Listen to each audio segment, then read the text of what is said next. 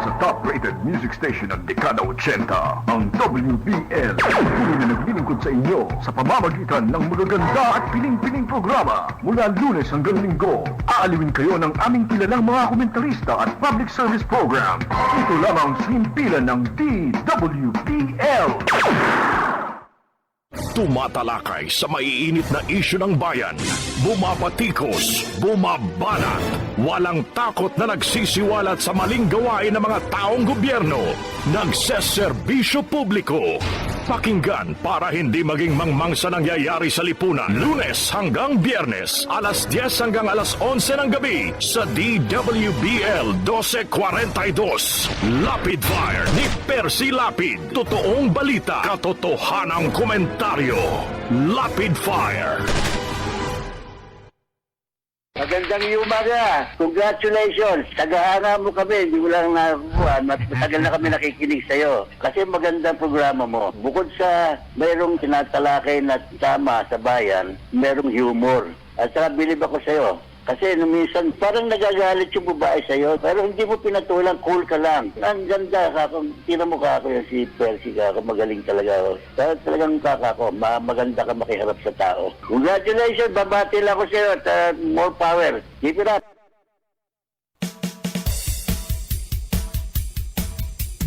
Percy Lapid Fire! Percy Lapid Fire! Tapang mo'y kakaiba, walang takot sa pagbira. Oh yeah! Oh yeah! Kapag mayroong anomalya, ibubulgar na talaga. Oh yeah! Oh yeah!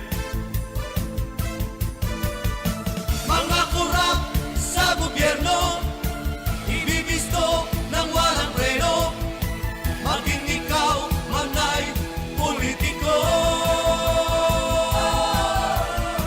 artista man o kahit sino, pasasabugin ang baho mo. Sa Lapid Fire, walang sinisino. Percy Lapid Fire! Makapal man ang iyong mukha, sa Lapid Fire di uubra. Oh yeah! Oh yeah! Kahit pader ginigiba, basta't mali binabangga. Oh yeah! Oh yeah! Mga kurap sa gobyerno, ibibisto ng walang preno. Maging ikaw man ay politiko,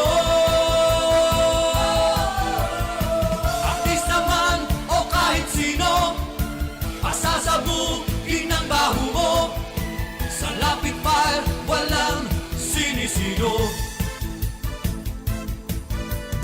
Percy Lapid Fire! Percy Lapid Fire! Percy Lapid Fire! Percy Lapid Fire!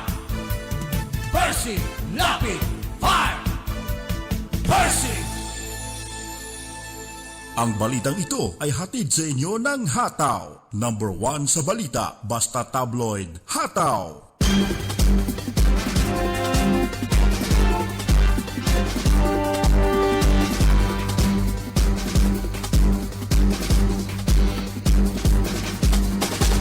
Sika Percy Lapid, bumabanat.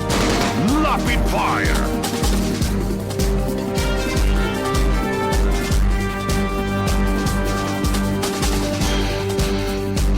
Magandang gabi po mga kaibigan. Muli pong sumasa inyo ang palatuntunang Lapid Fire. Tayo po'y napapakinggan Lunes hanggang Biyernes pagsapit po ng alas 10 ng gabi hanggang alas 11 ng gabi.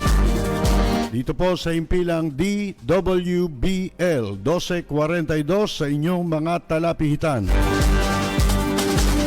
Muli po tayo mag-aanyaya sa ating pagtatanghal ngayong gabi na tatampukan ng mga pagtalakay sa mahalagang issue na ating pong pag-uusapan. Siyempre po sa bayan ay napapanood ang ating palatuntunan sa ating pong FB Live alas 10 ng gabi hanggang alas 11:30 ng gabi. At sa gawing kanan ng ating FB Live, meron tayong chatroom. Maaari kayong mag-type ng inyong mga reaksyon. Babasahin po natin sa kabuuan ng ating pagtatanghal. Samantala, dito po sa ating impilan, meron po tayong numero. Maaari kayong tumawag at mag-text para po sa inyong mga reaksyon. Ang numero po ay 0915-707-0625.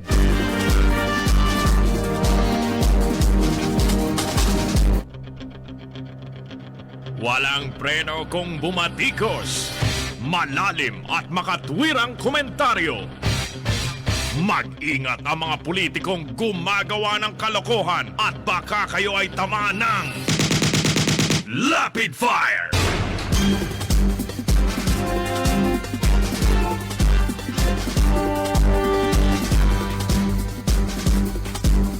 Isa pong kilalang tauhan nitong si Bongo, mga kaibigan, sa palasyo.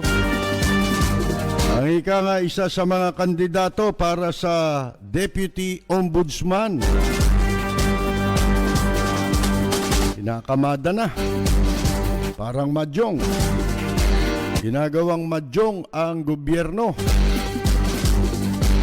15 milyong pondo ng Bayanihan 2 napunta sa Okta Research. Ayan na po eh.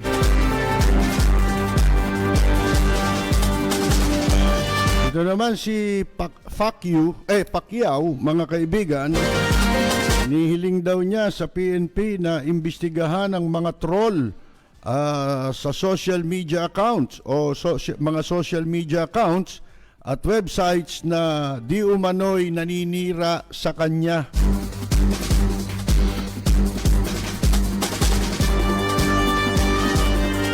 Sabi ni Digong nyo, patay kung patay. Hindi raw siya pahuhuli ng buhay sa ICC.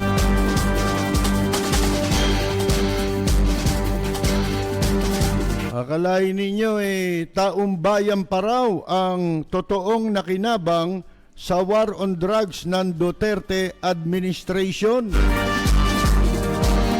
Hayong kay Digong nyo na sinang-ayunan naman ni malaki ulong bato na wala namang laman.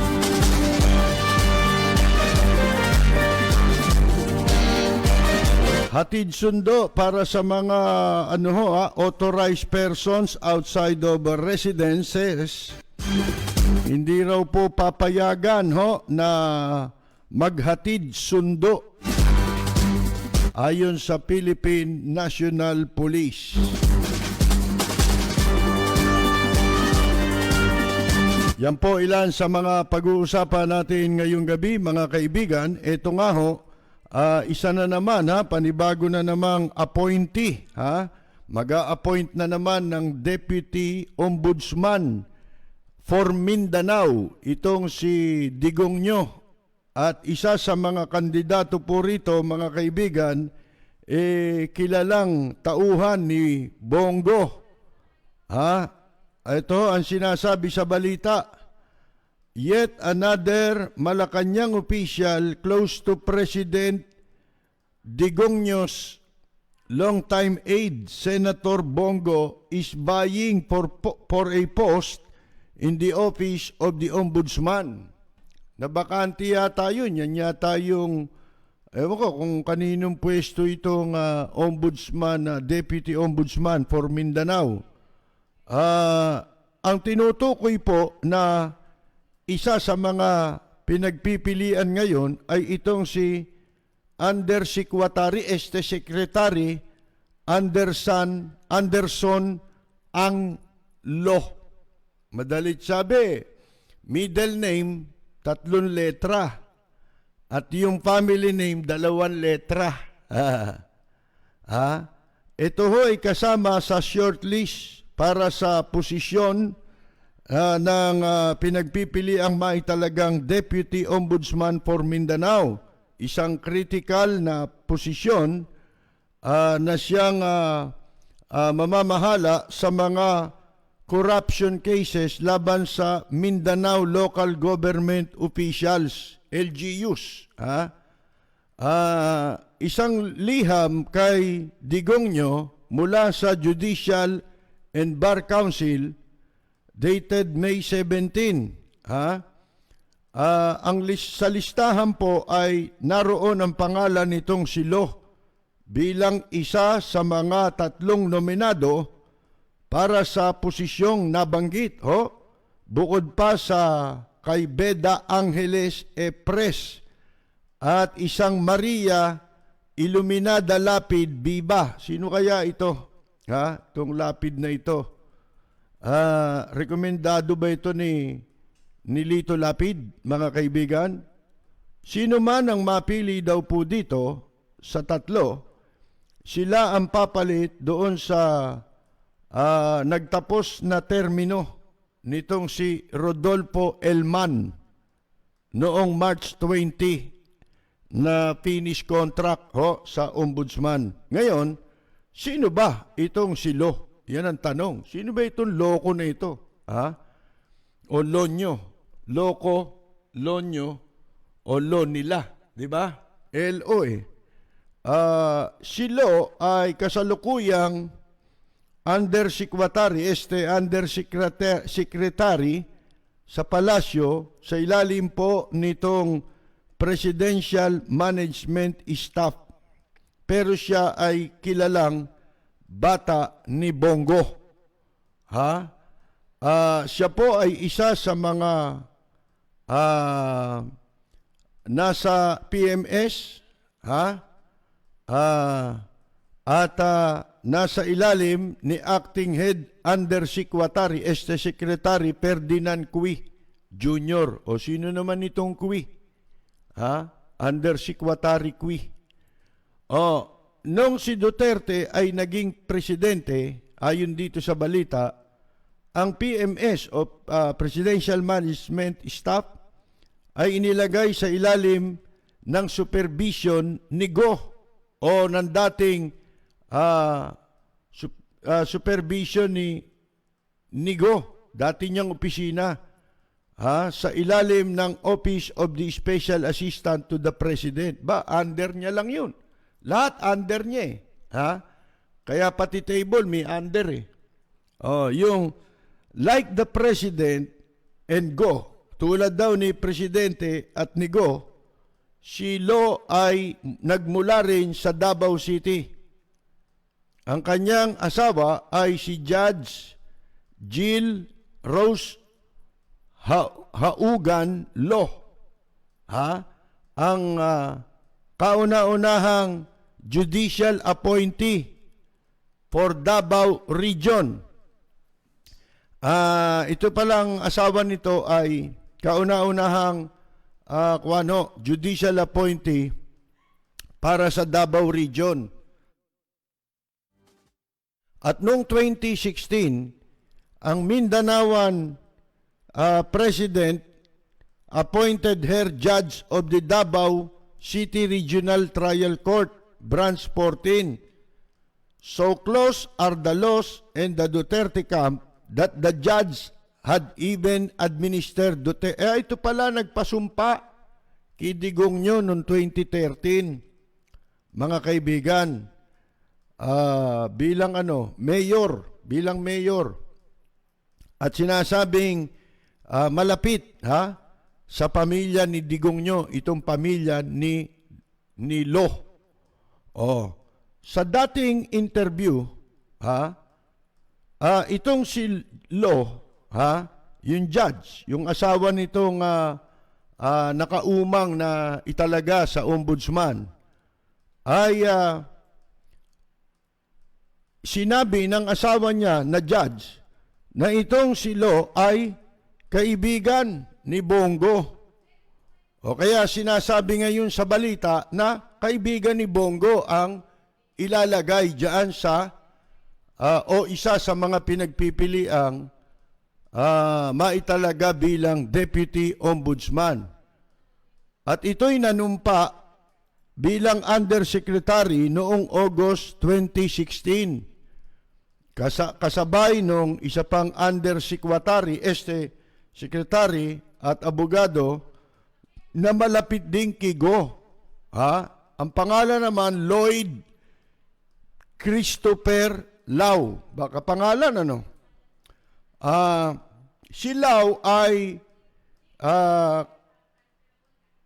kamakailan ay Undersecretary sa Department of Budget. Yun. Kaano-ano niya ito? Lloyd Christopher Lau. Naitalaga rin kamakailan sa Department of Budget and Management. At simula noong January 2020, siya po ang namuno ng procurement service sa Department of Budget, isang critical attached agency ng Department of Budget and Management na may hawak po sa lahat ng mga bibilhin ng gobyerno. Pag may bibilhin, taga Davao. Pagka pera pinag-usapan, Davao. Siyempre, pagkatapos, pag sumabit, ang ombudsman, Davao. Ganun yun di ba? So, ito ayon sa DBM sources, ayon dito sa binabasa natin, na si Lau ay hindi na umuukupa o hindi na nakapwesto sa DBM. Pero ito ay hindi pa opisyal na nakukumpirma. Si Lau ay gustong maging Deputy Ombudsman. Katulad din ang kanyang Lau pala itong isa, yung isa pala Lo, di ba? Ang gulo dalawa lang ang letra ng apelyido Alam mo na, China di ba? Noong 2020, itong si Lau ay nag-apply para sa posisyon ng Overall Deputy Ombudsman, yung pinaka number 2 ng Ombudsman. At pagkatapos,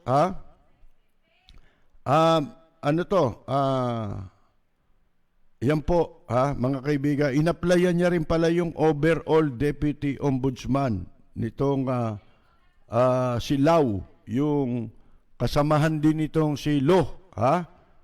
Pero makalipas ang ilang linggo,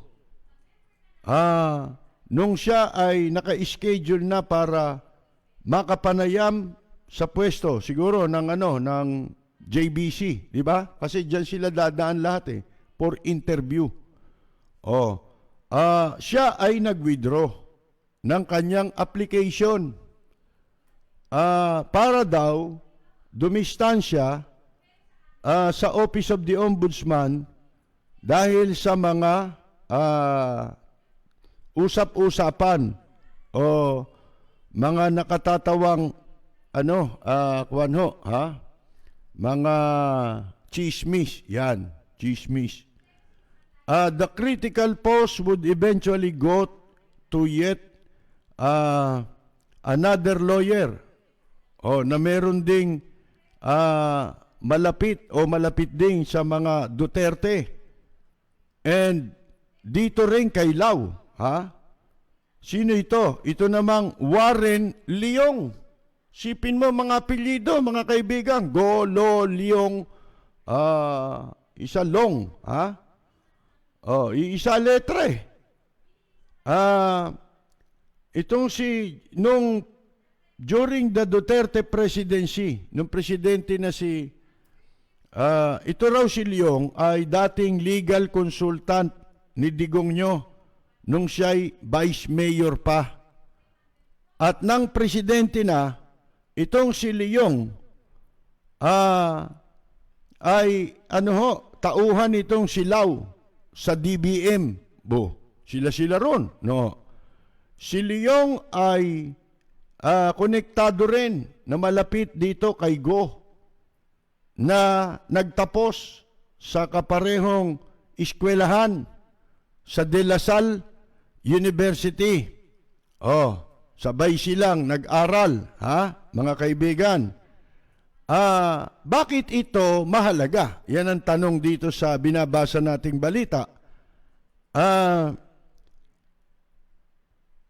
Duterte appointees, sinasabi ho dito, binabasa natin yung balita, will soon occupy all the top posts at the office of the Ombudsman. Kung bibilangin natin ang mga appointees ngayon sa mga constitutional office, meaning to say, pag sinabi mong constitutional office, kamukha niyang ombudsman, Supreme Court, di ba? COMELEC, mga kaibigan, mga constitutional office yan eh. Itong mga appointees na inuukupahan na ngayon ng mga matataas na pwesto ng mga appointees ni Digongyo. Lalo na sa ombudsman dahil yung pinaka number 1 ombudsman si Samuel Martires eh. Bilib ako rito eh. Simbilis ni Yoyong Martires sa basketball ito eh. Di ba yung si Yoyong Martires, natatandaan ninyo, mabilis yun eh. Maliit pero mabilis. Isang tanggapan na supposed to be o na ang tungkulin nito ay mag-imbestiga at mang-usig ng mga nasa gobyerno na naakusahan ng graft and corruption. Yun na nga naman eh. Mga kaibigan, sipin mo, ang mga itatalaga mo ay doon sa pwesto na ang tungkulin ay mag-imbestiga at mag-prosecute o maging taga-usig ng mga opisyal sa gobyerno na naaakusahan ng graft and corruption, ng pandurugas, o pagwawaldas ng pera. It's crucial who the President decides to place in these powerful positions. Ito raw ang crucial, mga kaibigan. Ang Presidente ang nagdidesisyon sa paglalagay sa pwesto dun sa mga makapangyarihang pwesto. Especially if they enjoy, lalo na kung sila'y nagtatamasa ng kanilang pagiging malapit o personal na kaugnayan sa magtatalaga sa kanila sa pwesto, mga kaibigan, o ng mga malalapit sa kanya. Ayan. The Deputy Ombudsman for Mindanao na itong gustong makuha nitong law na ito, LO, will typically have the last say on cases involving Mindanao public officials. Ito ay siya ang makapangyarihan doon, siya makapagdidesisyon, makagagawa ng desisyon para sa sino mang public official.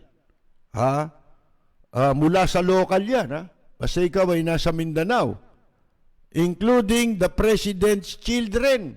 Siyempre, LGU yung mga anak niya di ba? Local government officials Ano nga dynasty. Alam nyo ito nung bagong upo si Digongyo, alam nyo, ibinubuga natin sa radyo.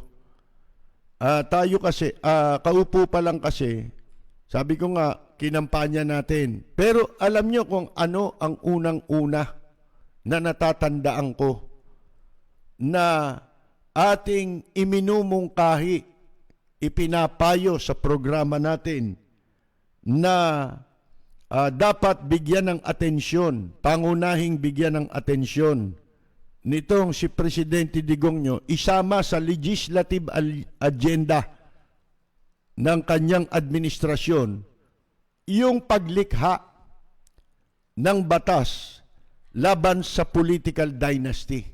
Naging bingi sila ron, di ba? Sinadya ko yun Kasi dynasty sila Doon masusubok sana kung nagkataon lang na ika nga, walang ibang pagpipilian sa Davao, di ba? Walang iba. Pero meron tayong konstitusyon may saligang batas tayo. Anti-political dynasty law under the Constitution. Pero yung sinasabi doon sa batas na yon na kailangang lumikha ng enabling law. Sino ang gagawa ng enabling law? Di ba ang Kamara at ang Senado? Walang kumibo. Yan ang una. Tinesting ko ang gobyerno ni Digong nyo kung talagang tototohanin yung paglilinis sa ating pamahalaan dahil naniwala tayo kasama sa kampanya niya yan di ba? Kasama sa kampanya niya yung graft and corruption. Yung graft and corruption, anak yan ng political dynasty. Kakambal yan. Kung hindi man anak yan, kakambal yan ng political dynasty. Mga kaibigan, kapatid ng political dynasty. So doon natin tinesting doon sa mga, siguro, alam nyo, babanggit ako ng pangalan ng listener natin kasi nung nag-uumpisa na tong administrasyong ito, doon sa pinanggalingan nating himpilan bago tayo lumipat dito. Pero hindi kami under nung himpilan na yon. Merong yung management na pinaglingkuran ko, inupahan niya yung istasyon na yun na pinanggalingan natin. At isa ko sa pinalad na kanyang kunin para maging anchorman ng isa sa mga programa nila ng time slot na kanilang binili at binabayaran doon sa pinanggalingan nating himpilan. Mga kaibigan, yun yung mahina.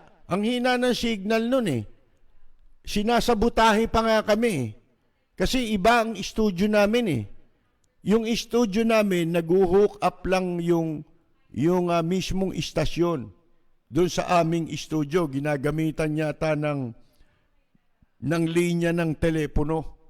May tawag dyan Kung wala kang STL, alam niyo yung STL, hindi ho yun small town lottery. Pag ang pinag-uusapan natin ay himpilan ng radyo. Ang ibig sabihin ng STL sa radyo ay studio, studio transmission link. Merong isang gadget na yun ang nagbabato sa istasyon. Kahit na wala ka dun sa studio ng istasyon.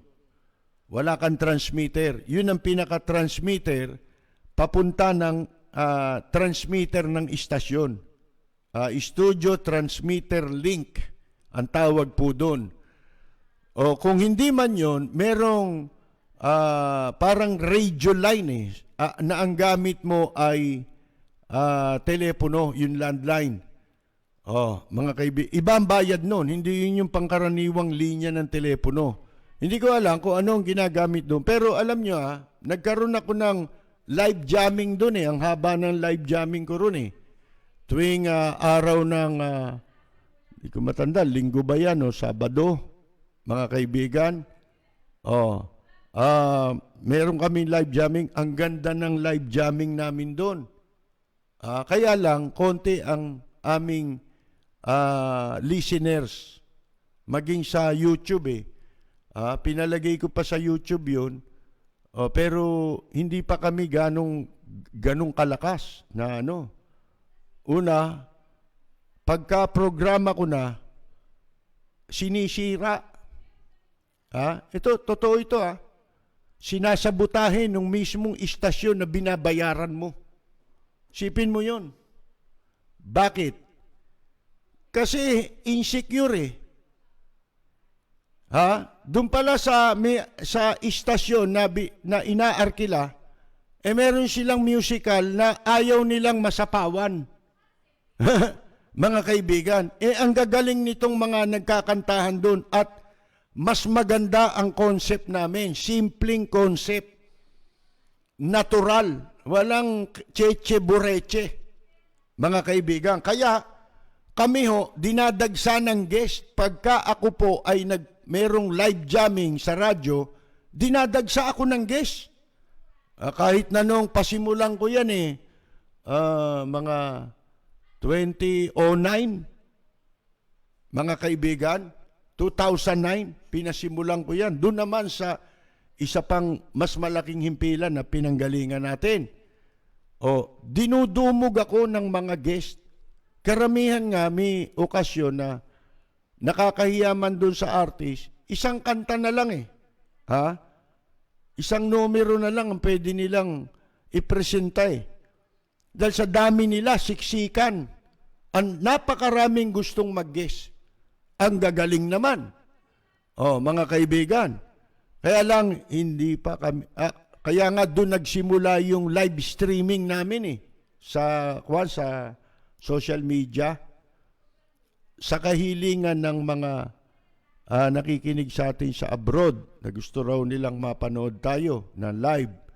At sila pa nga nagbigay ng suggestion, nasubukan natin kung paano yung live stream. Wala pa tayo dito nun mga kaibigan. So, tayo unang gumamit niyan At yung istasyon na yun, swerte. Ako nag-introduce doon dahil doon sa istasyon na yun, yung may-ari, isinama ako sa Hong Kong. Kasama misis ko. Nung nasa Hong Kong kami, sabi, meron tayong kinukuhang TV station. Ang alam ko, yan yung CNN ngayon Yung CNN na CNN Philippines. Sabi niya maaari ka niyang magrekomenda ng gustong mapasok doon kahit anchorman sa news. Sabi ko, habang matagal pa ho kasi yan, habang wala pa, sakaling hindi ho ninyo alam, yung programa ko, naka-live stream. Ano yun? Hindi alam may edad na hindi siya marunong sa technology, yung mga information technology, lalo na sa social media. Sabi ko, ngayon baka ho hindi nyo alam, napapanood na yung programa ko buong mundo. Paano yun? Kako, yun nga, kinuwento ko na may nag-suggest at sinubukan ko. Hindi pa ho kami, wala pang Facebook, wala pang live stream ang Facebook. Wala pa ring YouTube that time. Alam nyo kung ano? Ustream. Meron pa ngang nagbukas niyan sa abroad ibinayad niya ng copyright yung aking programa. Sa abroad niya ibinayad at binuksan na may tawag diyan. Domain. Yan. Yung sariling domain. Ngayon, ano ang gagawin natin? Kasi kako, alam niyo nung nagkaroon kami niyan, nagsimula, yung ibang programa ron,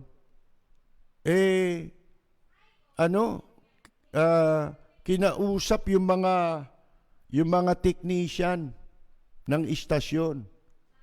At lingid sa kaalaman ko, ginagamit nila yung equipment ko. Bagay, ano ba naman yung equipment? Yung camera ko ron na webcam, mga kaibigan, at saka yung mga kagamitan ko. Di ba? Pinabili ko yun Binili namin yun nung isang naging kasama natin dun sa programa noon. Dahil marunong siya sa IT. Siya rin ang nakapagbukas nung ating account dito para tayo mapanood. Lingid sa kaalaman ko, ginagamit nila nang walang man lang pasintabi sa akin. So, ang sabi ko doon sa may-ari, kasi yung ginagamit ko na camera, maliit lang yun. Meron hong mas maganda ng quality ng camera kasi na pwede na tayong mapanood sa buong mundo. Ganun ba niya? Ano ang gagawin ko? Kung pag nakabalik tayo, magpabili kayo ng bagong camera. Pagkatapos, bumili rin kayo ng bagong computer na mataas ang, ano tawag mo ron? yung specifications, specs ng computer. Para ho tayo maganda lumabas na mapapanood sa buong mundo. Yun. Alam nyo, wala pang 1 linggo, dumating sa istasyon. May ilang piraso ng camera. Yung camera, ano rin yun, webcam din yun, pero malalaki. At saka, merong aparato na naikikilos yung camera, na ipopokus at naitatapat kung saan mo gustong itapat. Yun, mga kaibigan. So, dahil sa akin, hindi ko namang pinagyayabang ito, pero dapat tumanaw kayo ng utang na loob sa akin eh.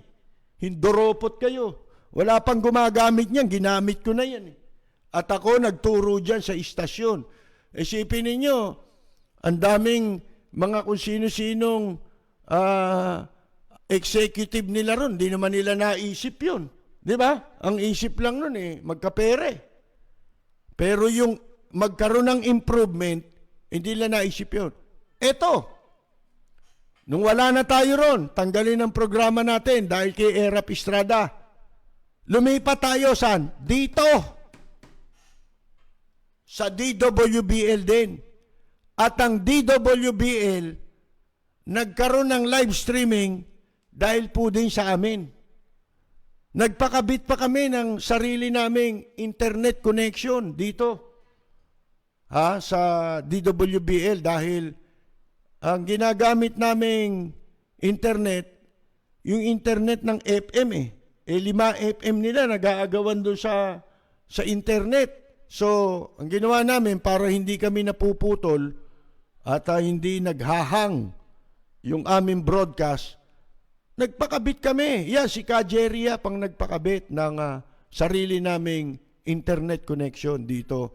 At dito rin, siguro mga 2005 yun, 2014, 2014 or 2015, nagsimula at lahat na ngayon ng programa nagla-live stream na. Di ba? Dito po sa DWBL. Ngayon, kaya natin ito sinasabi, para malaman ninyo, di ba?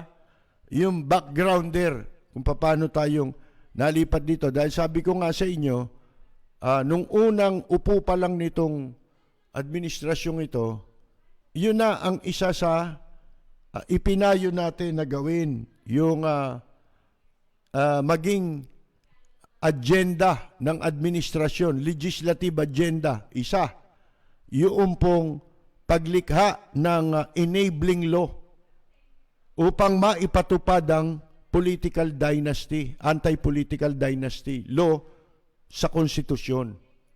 Kasi mandato nila yun eh. Pero walang may gusto. Tingnan mo mga walang hiya. Ano pinagkakabalahan? Yung 100% foreign ownership law. Na ang mga dayuhan ay magkaroon ng karapatang magmay-ari 100% dito sa Pilipinas ng mga negosyo tsaka property. Sa konstitusyon natin, 60-40 ho eh. Yung 60 in favor of Filipinos. Kumbaga investment mo hanggang 40% lang. Hindi ka pwedeng 100% magmay-ari. At yan ay ginagawa nila para sa China. Sipin mo, hindi pa nila binabago ang konstitusyon. Wala naman tayong charter change. Isipin mo, tinatapakan ng isang mas mababang batas yung pong batas ng konstitusyon.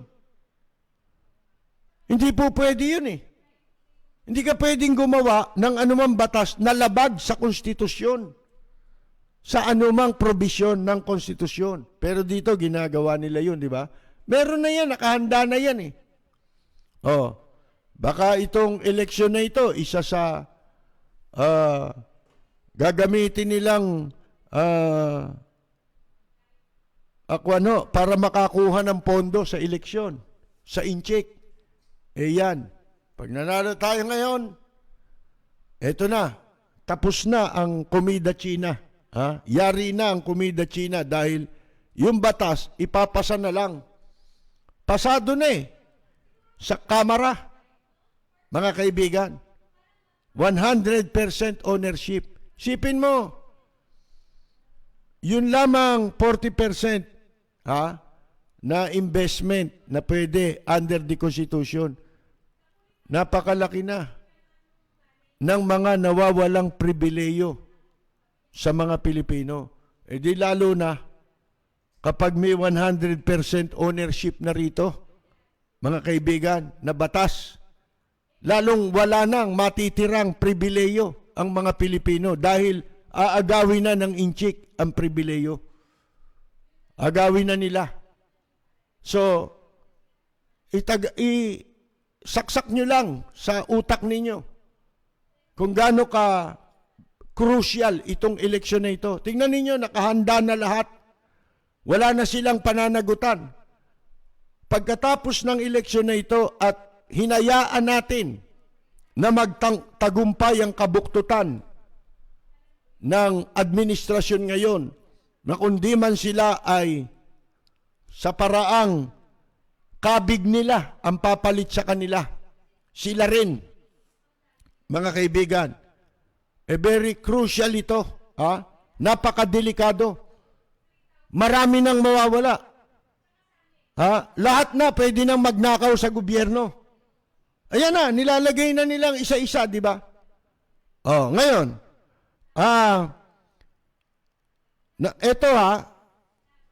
itong balaki na ito na magtalaga ng panibago na namang panibagong appointee. Ito naman, alinsunod sa batas, walang nilalabag, no? Kasi ang appointing power presidente. Constitutional office. Pero once na ikaw ay naitalaga ka sa constitutional office, katulad ng ombudsman, yan Supreme Court. Creation yan sa konstitusyon. Mga kaibigan, COMELEC, hindi ka na pwedeng tanggalin. So, dapat ang maging attitude ng isang appointee sa alinmang constitutional office, maging independent ka. Hindi ba? Kasi wala nang makapagtatanggal sa iyo. Maliban na kung gumawa ka ng kawalanghiyaan. Hindi ba? At ikaw mapa-impeach, di ba? Mga kaibigan. Pwede yun. Kaya lang, yung mga tanggapan na yan na kung tawagin constitutional office, dapat yan independent yan. Once na ikaw ay naitalaga dyan, hindi ka na pwedeng alisin dyan hanggang matapos ang term mo Kung gaano katagal ang term dyan na sinasabi, kung abutin mo yung edad, mga kaibigan, o kung ilang taon ang dapat mong ipagserbisyo dyan, wala nang makapagtatanggal sa iyo dyan kung wala kang kaso. Mga kaibigan, so, hindi ka na dapat magpahawak sa ilong. Di ba? Kahit dun sa nag-appoint sa iyo. Kaya ka lang niya in-appoint sapagkat in-exercise niya lang yung powers sa ilalim ng batas. Yung ikaw ay ma-appoint, di ba? Nag-appoint siya, hindi ko mo in-appoint ka niya, kailangan kang magpatuta. Kaya binuo yung mga tanggapan na yan sa batas, mga kaibigan, para magkaroon ng mga check and balance. At lalo na ang ombudsman para sugpuin ang katiwalian, talamak na katiwalian sa pamahalaan. Hindi ba? Yun ang purpose Wala naman siyang, wala kang dapat tanawing utang na loob. Lalo na kung ang appointment, ang pagpili ng ia-appoint, yung karapat dapat. Di ba? May criteria, kaya nga dumadaan yan sa JBC. At pag nakita, ang problema ngayon, hawak nila lahat eh. Ang problema pang isa, yung JBC, kahit na irekomenda nila kung sino para sa kanila, ang karapat-dapat sa palagay nilang o gusto nilang maitalagang sa pwesto, katulad ng Ombudsman, Supreme Court, pwedeng baguhin ng presidente. Dahil ang appointing power ay siya. Siya yung appointing power. Yung JBC, hanggang doon lang sila sa interview at recommendation. Yung pagsasubmit ng pangalan ng mga sa palagay nila ay pwedeng mapwesto sa mga nababanggit nating tanggapan na yan. Mga kaibigan, wala eh. Siyempre, ang itinatalaga ngayon ay mga bata nila. Mga kaibigan. Ito ngayon, natatandaan ninyo yung itong kaso sa International Criminal Court. Bakit ho ang ICC ay meron pakialam sa mga kaso na may kinalaman sa pag-abuso sa kapangyarihan ng mga nakaupo sa gobyerno? Ang sabi nga nila, di ba, kaya nila lilitisin itong si Digongyo sapagkat ang batas dito sa Pilipinas hindi gumagana.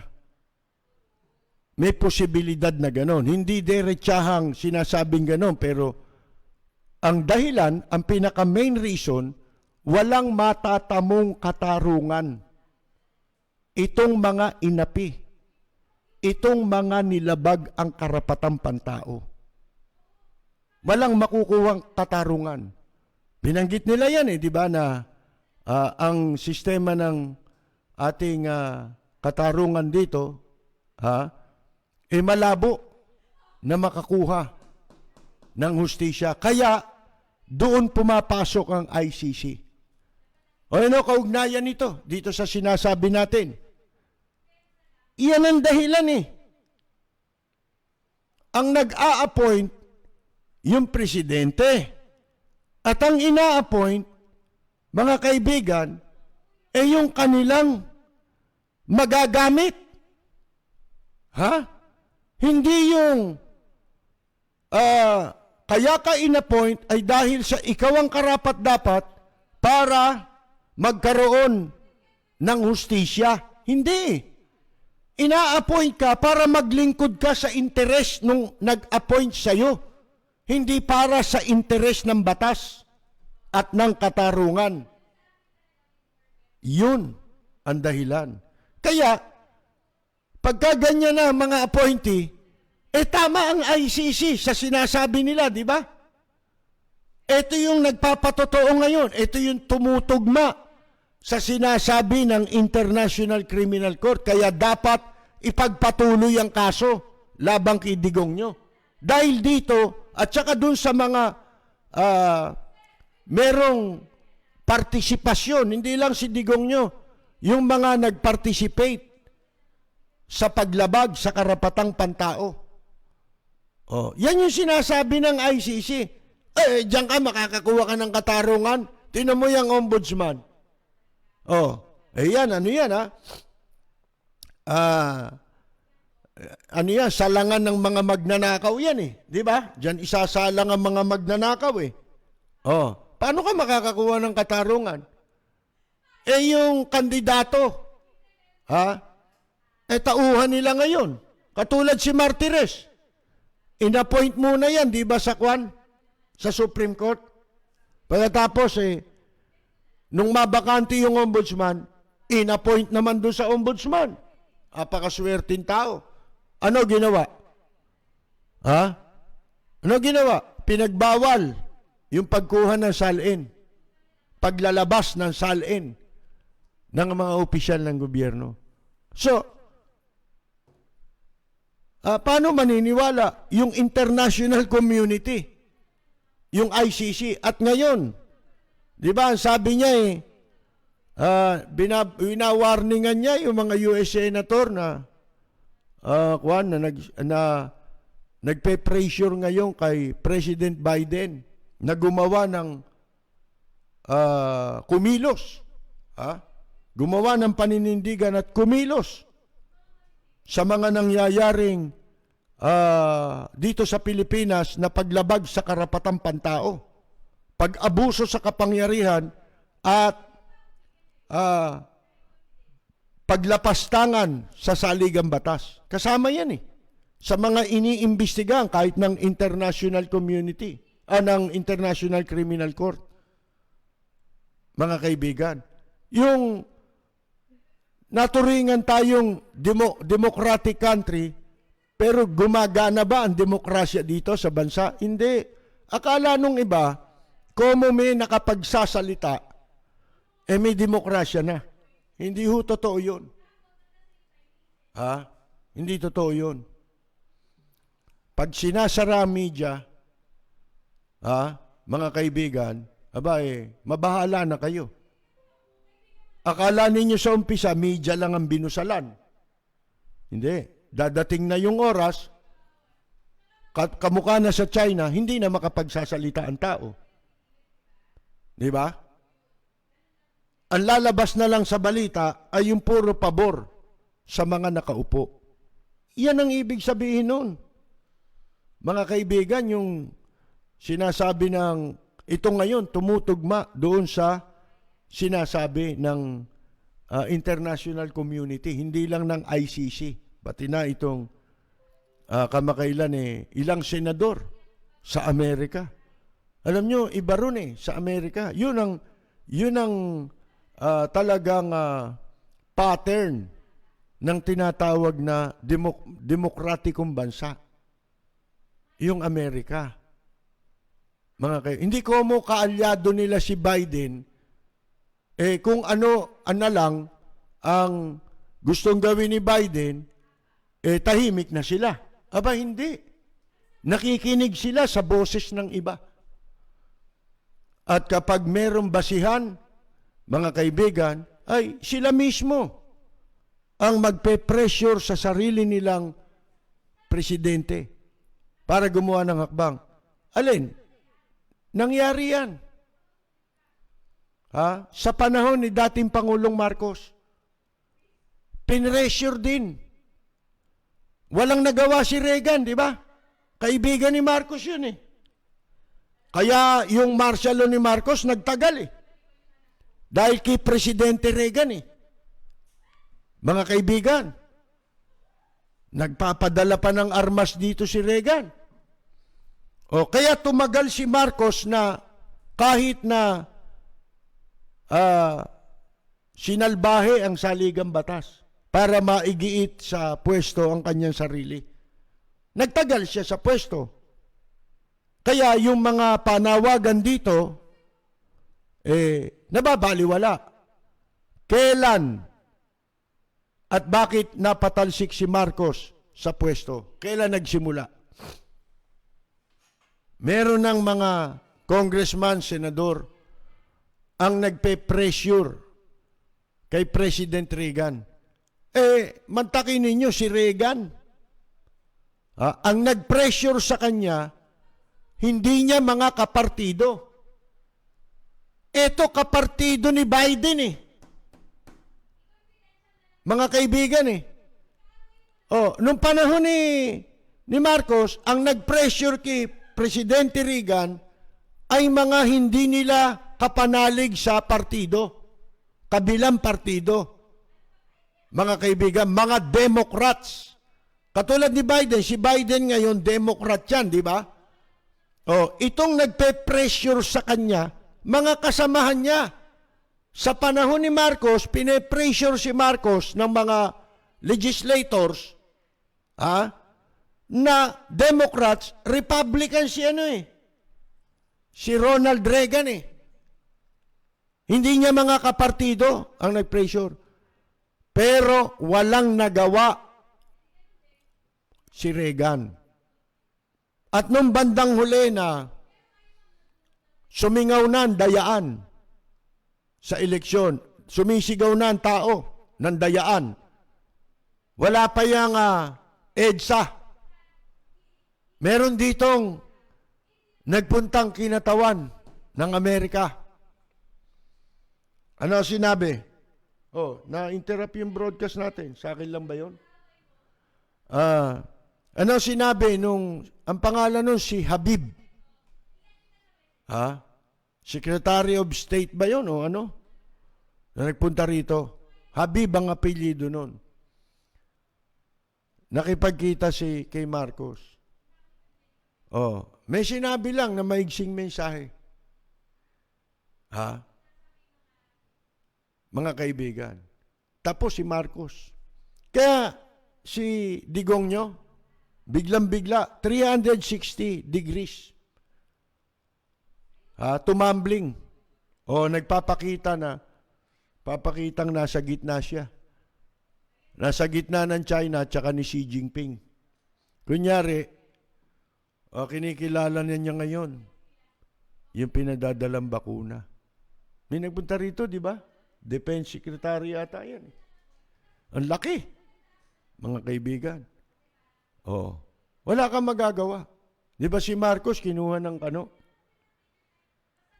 kwento sa akin ng mga Tagaloob sa Malacanang nung matagal na. Pagkatapos nun natanong ko sa kanila, di ba nandoon kayo sa Malacanang noon? Yung mga security ron. Ano tawag dito? Kung paano, ang nangyari nung pasukin ng mga US military forces yung Malacanang. Sabi, wala kami nagawa Bakit ka ako? Jesus Mariose, yung kausap ko, laking tao mga 6-footer, ang laki ng katawan. Dating PSG. O PSC. PSC pa nun Presidential Security Command. Ang sabi niya, lalaki nun pumasok. Tinadyakan lang kami. Iktad kami. Itim ang mga muka. Puti. May mga puti. Halo-halo. Pero may mga uling. Yung mga muka. Isang tadyak lang, lipad daw sila Tapos ang sabi ngayon ni Digong nyo, ba hindi ako pauhuli ng buhay dyan sa ICC? Kahit mo sabihin pa yan nun, ganun ang ginawa, di ba? Ngayon, kailangan pa ba yun? Hindi na. Meron na silang drone Kita nyo yung ginawa dun sa general sa Iraq. Ano pagmamalaki mo dyan? Meron ka bang Meron ka ba nung kamukha sa Israel na bumili ka ng sarili mo nun, yung tawag dun? Iron Dome. Di ba? Yung pinaulanan ng Israel, wala nakapasok. Isa lang yata sa dami ng missile na pinalipad dun Isa lang ang nakapasok Dahil nasa himpapawid pa lang, lumilipad pa lang yung mga missile nila, sinasalubong na nung Iron Dome na tinatawag para hindi na makapinsala sa kanila. Mga kaibigan, bumili ka ng sarili mo noon, baka sakali, di ba? Pero tayo po'y magpapaalam muna sa ating mga tagapakinig sa DWBL sapagkat tayo po ay napapakinggan alas 10 ng gabi hanggang alas 11 ng gabi. DWBL 12:42 sa inyong mga talapitan, Lunes hanggang Biyernes po. Pero huwag kayong aalis dahil magbabalik po para magpatuloy ang ating programa sa ating pong FB Live. Pagkatapos lamang ng ilang saglit. Para sa mga pulpul, para sa mga abusado, arogante, walang kwentang nilalang, nagtatago sa titulong public servant. empleyado ng gobyerno o politiko at kahit sino ka pa, yan ang tunog na lalatay sa'yo. Walang sisinuhin, walang sasantuhin, basta't tiwali, gigisahin ni Percy Lapid. Si Percy Lapid, dito sa Lapid Fire. Lapid Fire! Percy Lapid, matatag na sandigan ng mamamayan. Pader na di kayang gibain ni naman kahit mga ulupong sa pamahalaan. Lapid Fire! Lapid Fire! Lapid Fire! Mula sa top-rated music station ng dekada 80, ang WBL. Puro na naglilingkod sa inyo sa pamamagitan ng magaganda at piling-piling programa. Mula Lunes hanggang Linggo, aaliwin kayo ng aming kilalang mga komentarista at public service program. Ito lamang sa himpilan ng DWBL.